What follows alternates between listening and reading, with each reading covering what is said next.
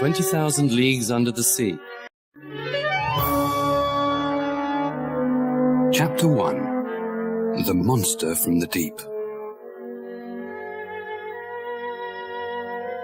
I am Professor Aronnax. My job is to study everything dead or alive under the sea. I see beautiful and ugly things down there. But there is one strange experience that stays in my mind like a nightmare.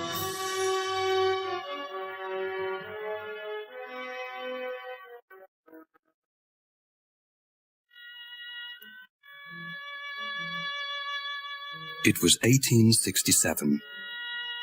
Some sailors said that they saw a dangerous giant monster living in the cold waters of the ocean. Some ships tried to find it and kill it, but they never returned.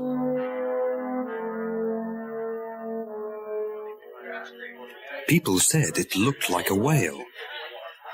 It was 300 feet long. Water came out of its back. It was like a big underwater explosion. The largest whale was only 180 feet long, and if these men were right, this was even larger. I was famous because I was the writer of a book called The Mysteries of the Great Ocean Depths.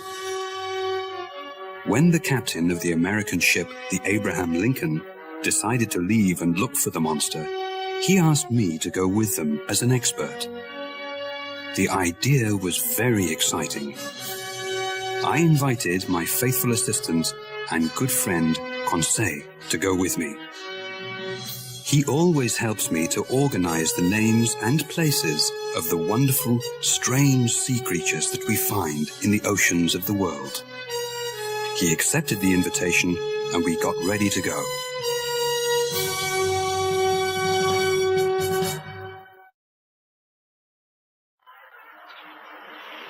The Abraham Lincoln left New York Harbor on the 3rd of July, 1867.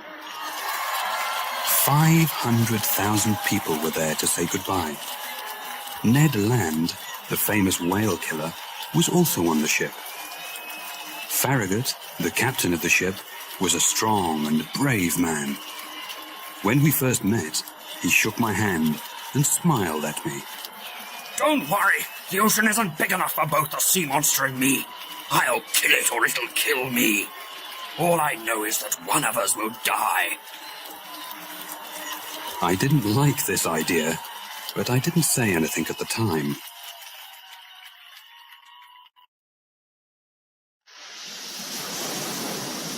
We sailed for 3 months, and we never saw the creature once. The men wanted to find and kill the sea monster, but after all this time, everyone on the ship started to believe that there was no monster.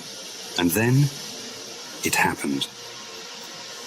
It was night time, and we were 200 miles off the coast of Japan, when suddenly, Ned Land, the harpooner, cried out, There it is! Don't lose it! I want it dead or alive! The men on the ship began to run and shout. Get the ropes! Prepare the cannons!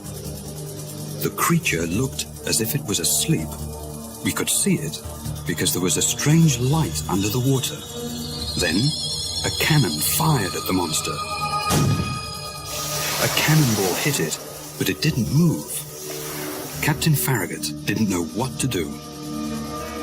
My God! If a cannon can't kill this monster, what can?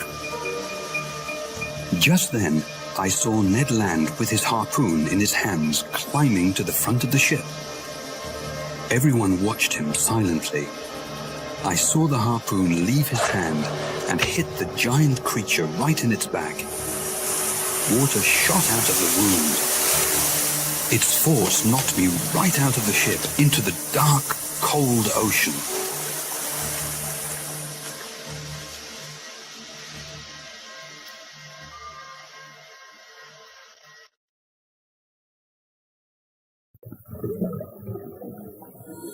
Chapter 2. Saved from the Ocean. I found myself underwater. It was very cold, and I tried hard to get to the top and breathe. When my head was finally above the waves, I saw that the Abraham Lincoln was more than 100 feet away. Help! Help! No one could hear me. My clothes felt heavy in the water. I felt something touch me on the leg. I was terrified. I thought it was a shark, or even the monster. Sir, are you all right, sir? Thank God, it was my faithful assistant, Conseil. Conseil, my boy, what are you doing here? When I saw you fall into the water, sir, I felt it was my duty to follow you. But why did you risk your life to save mine? Your life, sir, is more important than mine. Thank you.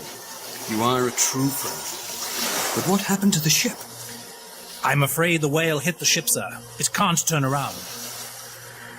It was true. The Abraham Lincoln moved away from us. It couldn't turn back. It was dark, and we knew that we had to stay in the water for the night. We hoped that in the morning, someone from the ship could see us, if we were still alive. We were tired. We tried to help each other swim. The moon came out from behind the clouds, and we saw that the Abraham Lincoln was too far away. Just then, we felt we couldn't swim any longer. At that moment, I touched something hard. I thought it was a rock, but then I realized it was metal. Conseil and I held onto it, and then we heard a voice. Hey, over here! It was Ned Land's voice, but we couldn't see him. We tried to move onto this strange metal object to get close to him. It's me, Ned. Ned Land. Did you fall into the water too? I sure did, and it was a good thing I landed on this. I landed on the monster. Monster? You mean we're on the monster? Yes, and it's moving. Only it's no monster, it's a ship. He was right. What all of us thought was a large whale was a 300-foot-long underwater ship. Ned sat on a platform which was on top of the ship. We knocked on the ship's sides, but they were too thick, and no one heard us. We heard the noise of the ship's engine. I only hope it doesn't go under the water. The mysterious ship began to sink before Ned finished his sentence. Help! Help! Help! Suddenly, the ship stopped sinking. A short man in strange black clothes opened a secret door on the top of the ship. When he saw us, he ran back inside, frightened.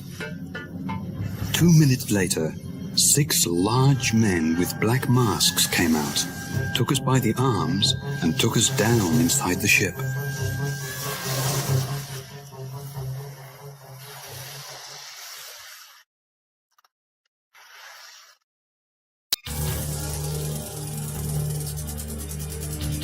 Chapter 3. Inside the Nautilus. They took us through a long, dark tunnel. We could see nothing around us. They put us into a dark room, then closed the door behind us. A light came on. The room was empty. It only had a table and 5 chairs in the middle. Ned Land got very angry. They mustn't treat me like this. I didn't do anything wrong. I'm getting out of here. Do you hear me? I want out! Ned screamed at the locked door, but no one answered his call. Don't use all your energy, Mr. Land. We may need it later. Quite right, Conseil. As usual, you speak with your mind and not your heart. The door opened again after some minutes. 2 men stood there in front of us. One was tall, with dark, serious eyes. The other was short. He looked at us without any interest. The 2 men wore black hats and shoes made from sealskin. Their clothes looked thin and comfortable. They spoke a language which I did not understand.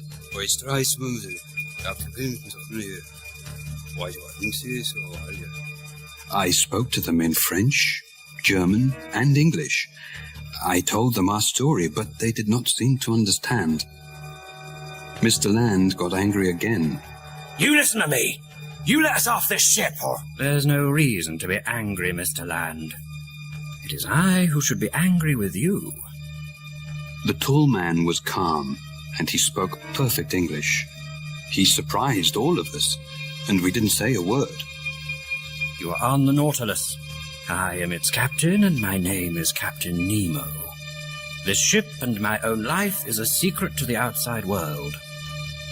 I do not want to see that world again. I live here under the sea. You will stay here with me, but you will have the same freedom everyone else on the ship has. What does that mean, Captain? That means that you are free to see all the wonderful things under the sea. No man in your world can ever see these things. I am saying, gentlemen, that you are very lucky. You mean we'll never go home again? That's impossible. Mr. Land, you gave me no choice. I do not want anybody to know my secret. You attacked my ship. You found me. Now you must do what I say. Ned Land was not happy at all. I can only say that I was very interested in this strange man. Where did he come from? Why did he leave our world? Captain Nemo spoke to the short man in their strange language. Then the short man left us. Then he tried to be friendly. You will not find life on the Nautilus so bad. We have wonderful food, and your rooms are very comfortable. The captain showed Ned and Conseil to their rooms, but he stopped me for a moment. Professor, may I show you something? Why, of course. Captain Nemo took me down to the bottom of the Nautilus, where there was a room like a large museum. It had pictures by famous painters on the walls and glass cases with beautiful shells from the sea. I read your book, Professor. You know a lot about sea life. You see, I enjoy sea life. You have things here that most people only read about, Captain. Well, I enjoy this room, but what I really prefer is looking out there. The captain pressed a button, and two of the walls opened up. Behind them, there were large glass windows looking out onto the sea. A white light coming from the ship made everything easy to see. I stood in front of the window like a small boy at the zoo, and believe me, I didn't feel at all like Captain Nemo's prisoner.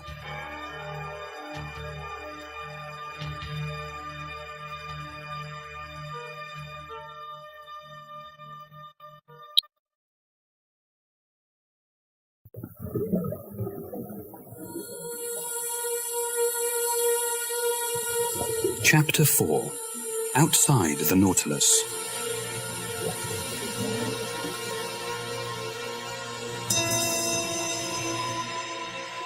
The Nautilus traveled underwater, watching the mysteries of the ocean. The captain and his crew were excellent hosts. They gave us wonderful seafood, and we were free to visit any place we liked on the ship. We traveled near the coasts of Australia and Papua New Guinea. I enjoyed seeing all the strange sea life of these waters. I had enough information to write a new book. But Ned Land was not happy on the Nautilus.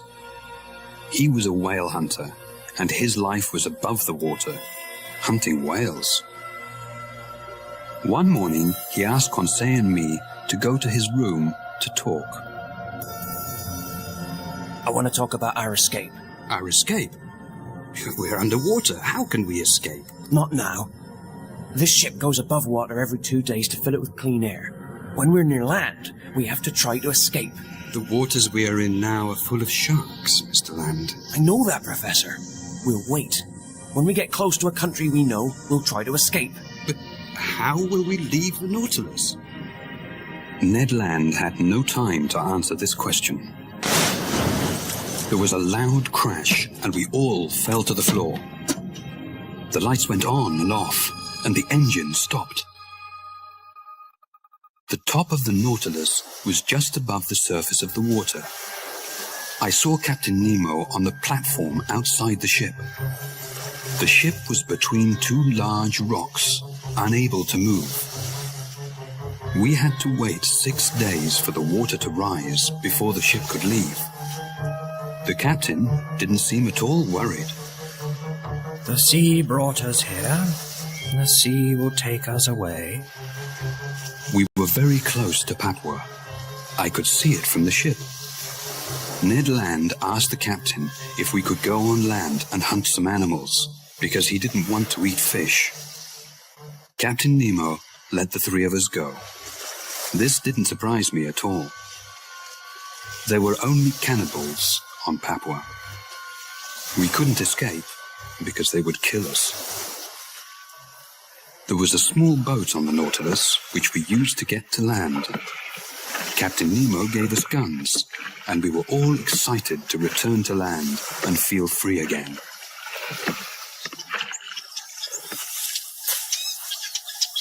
The beach of Papua was beautiful. It had soft, white sand and 200-foot-tall palm trees. We found bananas and coconuts, and we made a small camping area for the day. Some wild animals came out of the forest and ran away. Conseil was at first frightened. I thought they were the cannibals. Don't worry, Conseil. It's not yet lunchtime. We all laughed, then continued looking for fruit and vegetables. We walked through the tropical forest. We were so excited by this new adventure that we forgot where we were walking. We were far from the beach. I felt something small hit my head. I think I was hit by a rock. A rock? There's another. Suddenly, we saw others moving through the forest. Professor, sir, we're not alone. There were cannibals everywhere. We ran back to the beach. They followed us. They carried spears and shouted in a strange language.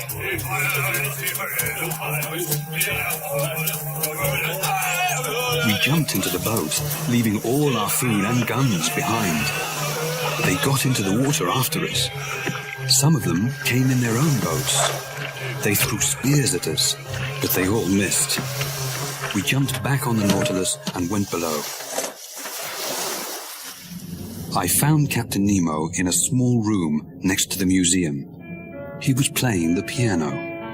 Captain, there are cannibals outside the Nautilus. The sea, Professor, and music make me feel very peaceful. Captain, did you hear me? I did, and there is no reason to worry. The Nautilus is perfectly safe from those outside it. The captain left the piano and went out of the room. He and some of his men went up and opened the outside door of the Nautilus.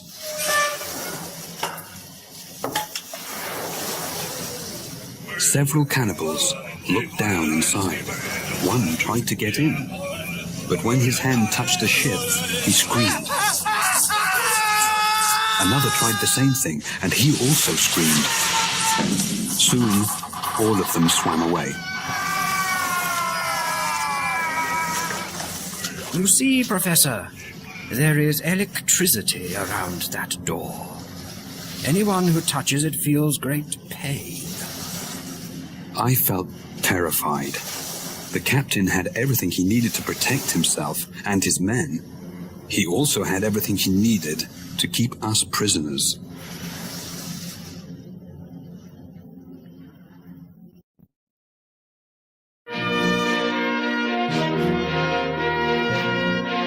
Chapter 5: An Underwater Cemetery. The Nautilus was finally free of the rocks near Papua. We now traveled east, past Australia, and into the Indian Ocean. Life on the ship was normal again. We sometimes stopped on the ocean floor and walked outside the ship. We wore special suits. They had large glass heads with special tanks filled with air so we could breathe. Ned Land still wanted to escape, and he thought about it every day. But now that we were in the Indian Ocean, there was nowhere to escape to.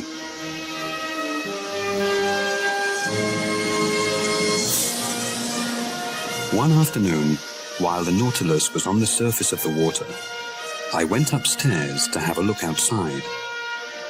I saw Captain Nemo looking through a telescope at something far away. He said something to one of his men, and the man went downstairs quickly. The captain looked very serious. I had a small telescope with me, so I put it up to my eye to see what he was looking at. At that moment, I felt a strong hand knock the telescope away from my eye. Professor, I want you to go below. You, Mr. Land, and Mr. Conseil will stay in your rooms until I say you can leave. May I ask why? No. There was nothing more to say.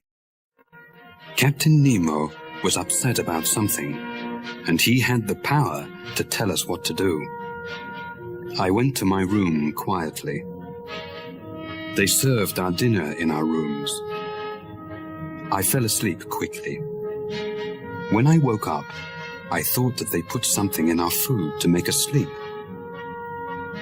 The next afternoon, Captain Nemo suddenly opened my door. He came in with one of his men. He looked very worried. Professor, do you know anything about medicine? Do you mean, am I a doctor? Yes. I know some things. Why? I have a man who needs help. Could you have a look at him? Of course. Captain Nemo took me to a room where there was a man lying on a bed. He had white bandages on his head. There was blood on the bandages, and the man looked very sick. He was cold and white. I told Captain Nemo that he would not live. The captain's face changed. He looked very sad, and there were tears in his eyes. May I ask what happened? The captain turned away from me. What does it matter? A man will die. Isn't that enough? Captain Nemo surprised me. At times he could be cold and serious. Then he could cry for a member of his crew. You can go, Professor.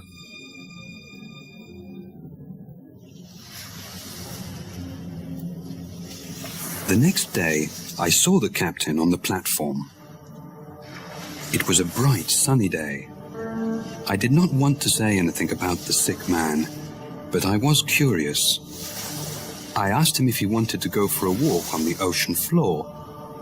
He said yes, so we put our suits on and off we went. The Indian Ocean had the most beautiful rocks, plants, and fish in the world. All of us enjoyed it very much. It was like a colorful picture show. But Captain Nemo had another reason for our walk. I saw that his men carried something long and flat in a bag. They also had tools to dig with. Then we arrived at a safe area with large plants around it. They put the bag down and began digging. At that moment, I understood everything. They were going to bury the dead man. When we returned to the Nautilus, I told Captain Nemo that his man was safe where he was. Not even sharks can go there, Captain. Or men, Professor.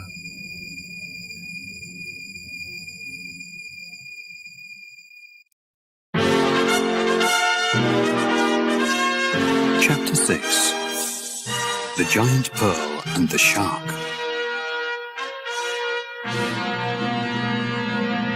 We traveled in the Indian Ocean for 10 days. The Nautilus did not seem to have any particular direction.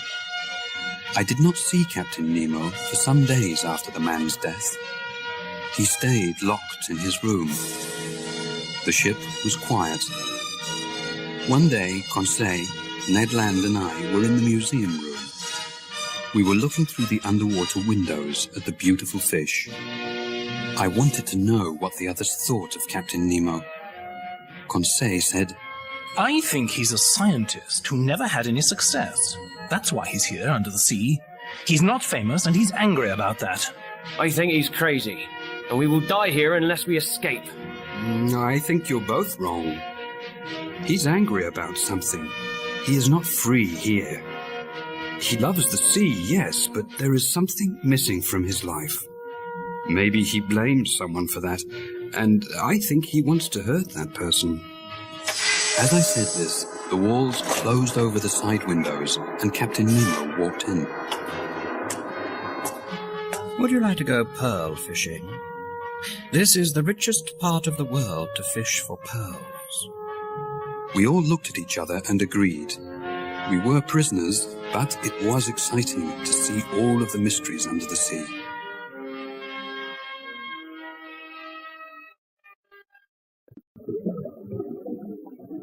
The ocean near India has thousands of oysters. The pearls inside them can cost hundreds of dollars. There are many sharks in these waters, and it's very dangerous to go looking for pearls there. I didn't like the idea of sharks. We only had small knives to fight them with. Ned Land had his harpoon with him, but he was very busy trying to collect as many oysters as he could. Captain Nemo took us to a small cave. Inside it, I saw an oyster over 6 feet wide. It had a pearl inside it, as big as a coconut. I wanted to take it back to the ship with us. It was the only one of its kind in the world. But Captain Nemo said no. He wanted the pearl to grow alone there in the cave, until it was truly the most fantastic pearl in the world. On the way back to the ship, we saw an Indian boy swimming for pearls. We hid behind some rocks so he couldn't see us. Suddenly, a large shark swam nearby. The boy saw it, but it was too late. Captain Nemo swam away from the rocks with his knife in his hand and began fighting with the animal. The boy looked terrified. Captain Nemo fought with the shark, and there was blood in the water. The captain looked in trouble. Immediately, Ned Land attacked and killed the shark with his harpoon. The captain was safe, and I was so surprised that I couldn't move. When we got back to the Nautilus, the captain thanked Ned Land. You saved my life, Mr. Land. Thank you. Don't thank me. I kill sharks and whales because it's my job. I didn't do it for you. Come, Mr. Land. That's a horrible thing to say. It's all right, Conseil. I understand, Mr. Land. I saw in his face that he did understand Ned Land. We were prisoners. Ned Land's only thought was to escape. Captain Nemo understood that thought. He would feel the same way if he were in Ned Land's position.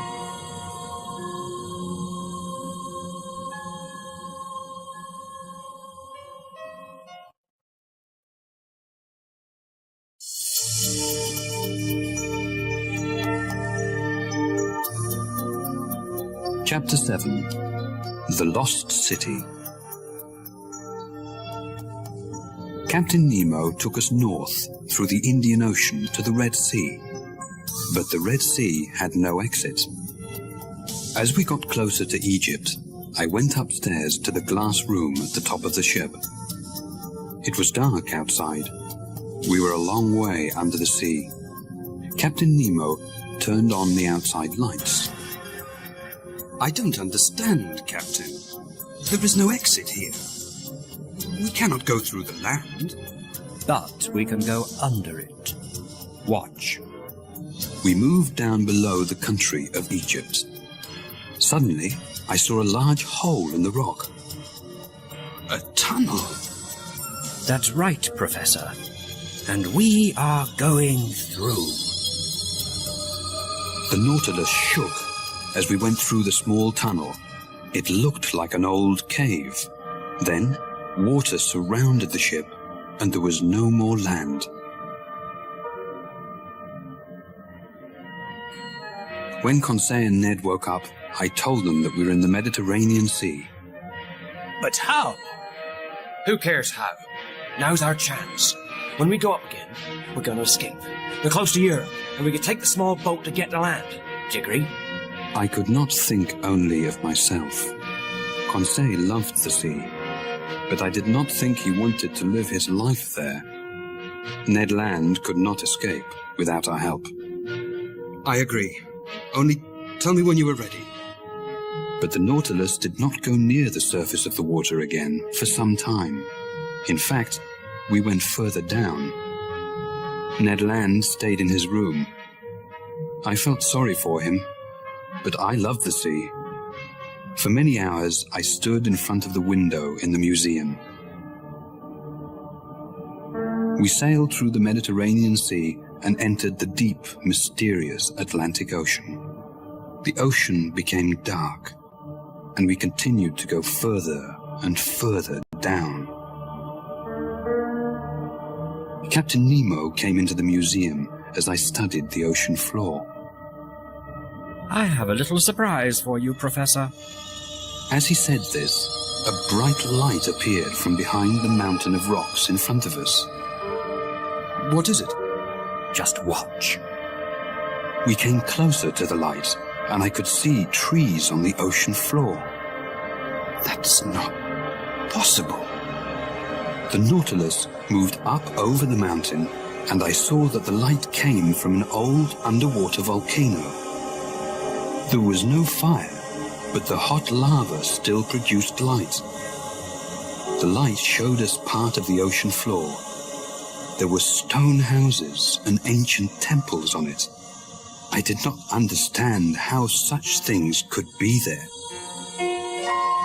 It looks like a city from thousands of years ago. It is. It's the lost city of Atlantis. I looked up at Captain Nemo. He never took his eyes off the window. I looked down again. So it was true, I thought. Atlantis did exist, but only Captain Nemo knew for sure.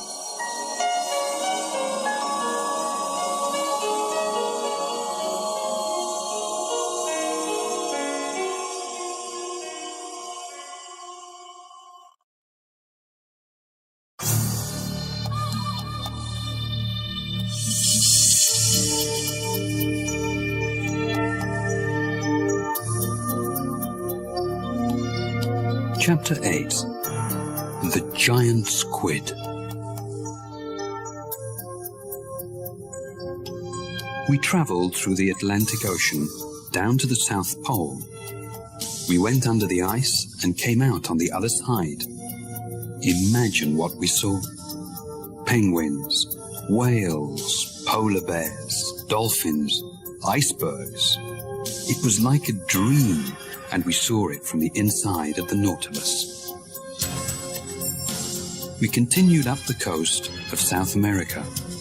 Finally, we came to the warm waters near the Bahamas. Who could be unhappy? Only one person, Ned Land.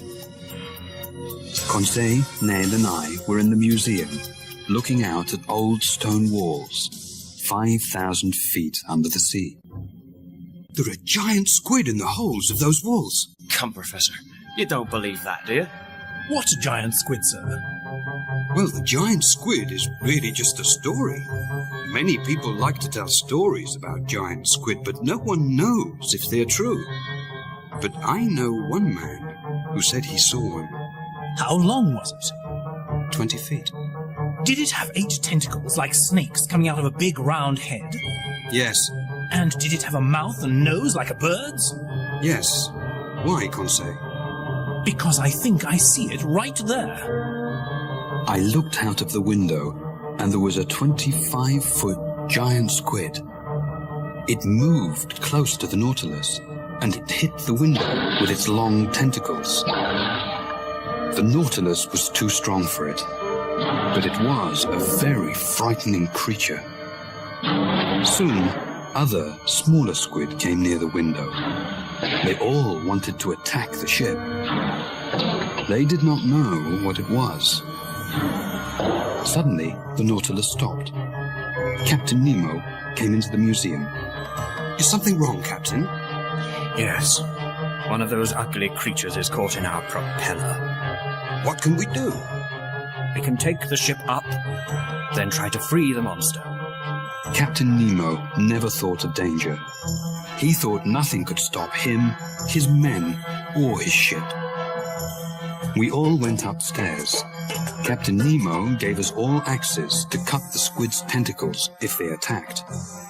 One man went to open the door to the platform. As he opened it, a long, thick tentacle of the giant squid came inside like a snake and pulled the man outside. We all ran up the stairs. Outside, 6 or 7 small squid moved along the top of the Nautilus, throwing all their tentacles at the ship and its men. We fought them with our axes, but the large one, the one with Captain Nemo's man in his tentacle, stood holding the man in the air. The man cried for help. I was surprised he spoke English. Captain Nemo attacked the giant squid with his axe. He cut off some of its tentacles. I thought Captain Nemo would save his man. Then I saw Ned Land with his harpoon in his hand. I thought he was going to kill the captain. Ned, don't! But I didn't need to stop him. One of the smaller squid knocked the harpoon out of his hand and threw Ned down. The squid was about to pull him into the sea. Captain Nemo saw this, cut off the squid's tentacle, and saved Ned Land. You saved my life! Didn't you do the same for me? Yes, but... Captain Nemo did not wait for the answer. He turned to help his own man, but it was too late. The giant squid shot black ink out of its body, and none of us could see anything. When we cleaned our faces and our eyes, the squid was gone, taking the man with it.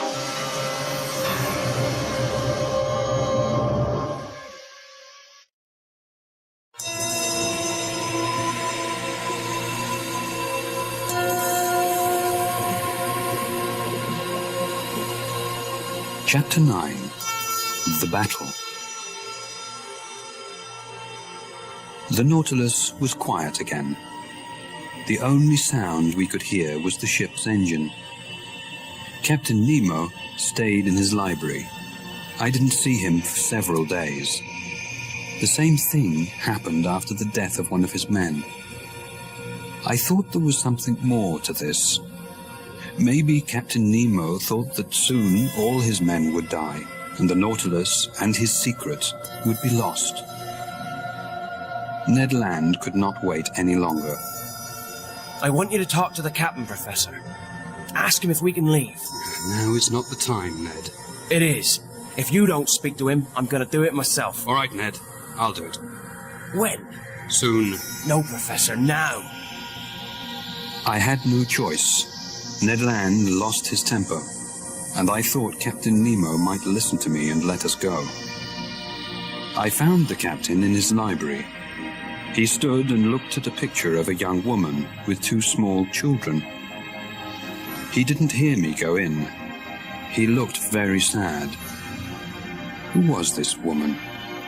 Was it his wife? My leg hit a table, and Captain Nemo turned round. I'm sorry, Captain. I came to speak to you. Not now, Professor. I'm afraid it's important. What is it? It's about our freedom. The men and I need to know what you plan to do with us. I already told you. Captain, you can't expect us to stay on this ship forever. Professor, you found me. I did not find you. No one who enters the Nautilus ever leaves. There is nothing else to say. Suddenly, I heard a voice speaking in that strange language.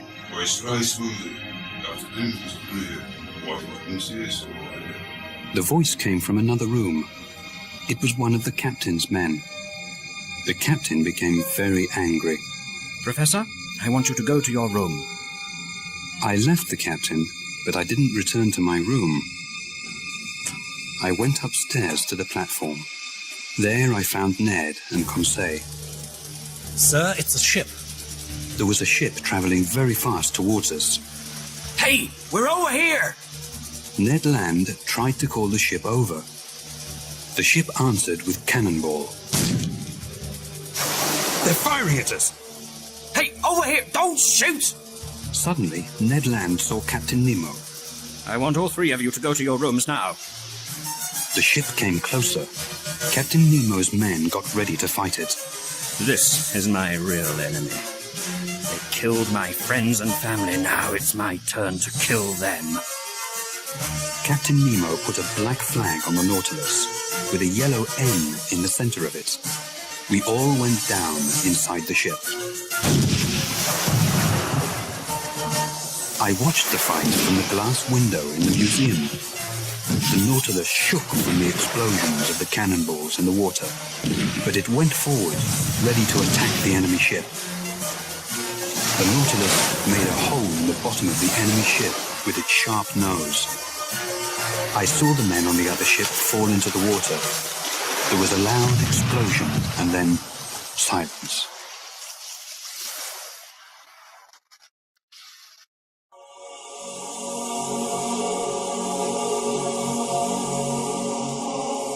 Chapter 10. The Whirlpool. Captain Nemo was not the man I thought he was. I had respect for him as a scientist, but he murdered those men on the other ship. After the terrible battle with the enemy ship, everything on the Nautilus was quiet. I did not see Captain Nemo or any of his men. We traveled underwater, never coming up except for air. Ned and Conseil stayed in their rooms. We all felt the same. Now, the adventure of the Nautilus was not exciting or interesting. It was ugly and deadly. The only thing we wanted was to escape. Ned Land came into my room one night and woke me up. We were in the North Sea, near the coast of Norway. Professor, wake up. The boat's ready. Now is the time. Can you see land? Yes, about 20 miles away. We have to try. I agree. I'll go up first. Conseil is there. Wait for 2 minutes, then come up after me. If anyone stops you, kill him. Ned Land put a fishing knife in my hand and left the room. I looked around one more time. This was my home for 9 months. For most of that time, I enjoyed it, but now I had to leave. As I walked through the museum to the stairs, I heard music coming from Captain Nemo's library. I listened to him playing the piano, and I thought I heard him say, "Enough, oh God, enough." Those were Captain Nemo's last words.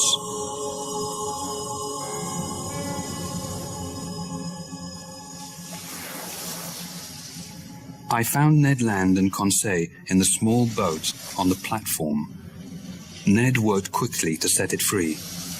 The Nautilus suddenly began to turn round in circles. The men below began to shout. What's happening, sir? I don't know. Get ready. I'm almost finished. Suddenly, I thought I understood what the men below said in their strange language. The Nautilus was in a whirlpool. The waters off the coast of Norway were famous for this. Boats which sailed into these whirlpools never escaped. What shall we do, Professor?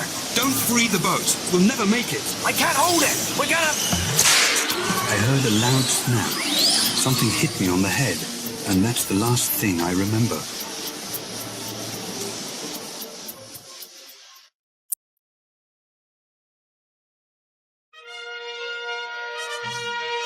I am writing this now some months later.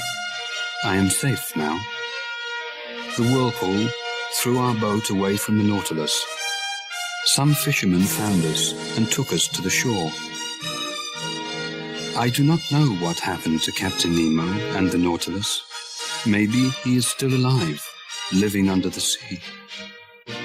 All I know is that we traveled 20,000 leagues under the sea, from the Pacific to the Indian Ocean, through the Red Sea and the Mediterranean, across the Atlantic and to the North and South Poles. I saw things that no man from my world will ever see.